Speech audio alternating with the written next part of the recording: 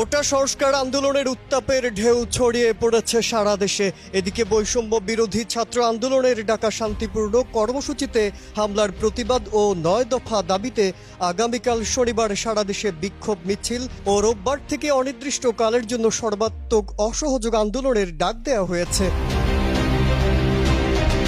শুক্রবার সংবাদ মাধ্যমে পাঠানো এক বিবৃতিতে তথ্য জানায় বৈষম্য বিরোধী ছাত্র আন্দোলন। বিবৃতিতে বলা হয়, সারা দেশের আপামর জনসাধারণকে অলিতে গলিতে পাড়ায় পাড়ায় সংগঠিত হয়ে কর্মসূচি সফল করার আহ্বান জানানো হয়েছে।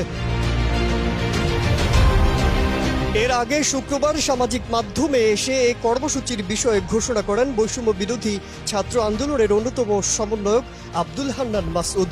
তিনি অভিযোগ করেন, শুক্রবার সারা দেশে শান্তিপূর্ণ আন্দোলনে হামলা চালিয়ে ঢাকাসহ কয়েক জায়গায় প্রাণহানির ঘটনা ঘটেছে। তিনি আরও জানান, সারা দেশে ছাত্র নাগরিকদের শান্তিপূর্ণ আন্দোলনে হামলা করে হত্যার প্রতিবাদে এবং ৯ দফা দাবিতে আগামীকাল শনিবার সারা দেশে বিক্ষোভ মিছিল ও রবিবার থেকে অনির্দিষ্টকালের জন্য সর্বাত্মক অসহযোগ আন্দোলনের ডাক দেয়া হলো। তিনি বলেন, আন্দোলন চলাকালে কোনো ট্যাক্স দেয়া হবে না, কেউ কোনো অফিসে যাবেন না, সচিবালয় বন্ধ থাকবে, গণভবন ও বঙ্গভবনে কোনো গাড়ি প্রবেশ করবে না, বিদ্যুৎ ও গ্যাস বিল দেয়া যাবে না। এই সরকারকে সর্বাত্মক অসহযোগিতা করতে হবে। তিনি অভিযোগ করেন, ছাত্রলীগ যুবলীগ গুলি নিয়ে রাস্তায় নেমেছে। লাইভে প্রত্যেককে দায়বদ্ধ উল্লেখ করে আন্দোলনে অংশ নিয়ে রাস্তায় নেমে আসার আহ্বান জানান তিনি।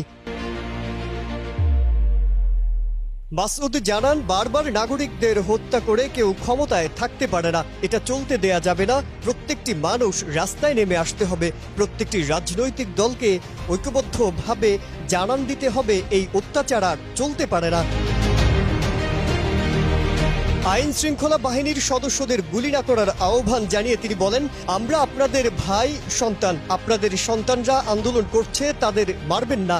আগামীকাল থেকে এদেশের মানুষ তাদের ঐক্যবদ্ধ শক্তির প্রমাণ দেবে এবং রাজপথে লড়াই করবে। এর আগে কোটা সংস্কার আন্দোলনকে কেন্দ্র করে গেল ১৬ জুলাই থেকে দেশের বিভিন্ন স্থানে সহিংসতার ঘটনা ঘটতে থাকে। এসব ঘটনায় সরকারের পক্ষ থেকে এখন পর্যন্ত ১৫০ জন নিহত হওয়ার তথ্য নিশ্চিত করা হয়েছে। মাজহারুল আলম, কালের কণ্ঠ।